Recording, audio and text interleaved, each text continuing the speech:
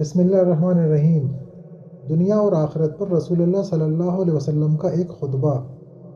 حضرت ابو ہریرہ رضی اللہ عنہ سے روایت ہے کہ رسول اللہ صلی اللہ علیہ وسلم نے ایک دن خطبہ دیا اور اپنے اس خطبے میں ارشاد فرمایا کہ سن لو اور یاد رکھو کہ دنیا ایک عارضی اور وقتی سودا ہے جو فی وقت حاضر اور نقد ہے، اور اس کی کوئی قدر و قیمت نہیں ہے، اس لیے اس میں ہر نیک و بد کا حصہ ہے اور سب اس سے کھاتے ہیں۔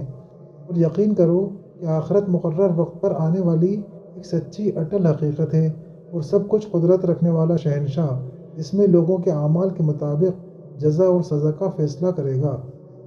یاد رکھو کہ ساری خیر اور خوشگواری اور اس کی تمام قسمیں جنت میں ہیں، اور سارا شر اور دکھ اور اس کی تمام قسمیں دوزخ میں ہیں۔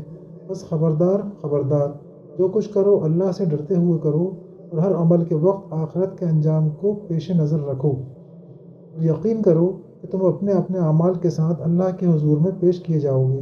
بس جس شخص نے ذرہ برابر کوئی نیکی کی ہوگی وہ اس کی نیکی کو بھی دیکھ لے گا، اور جس نے ذرہ برابر کوئی برائی کی ہوگی وہ اس کو بھی پا لے گا۔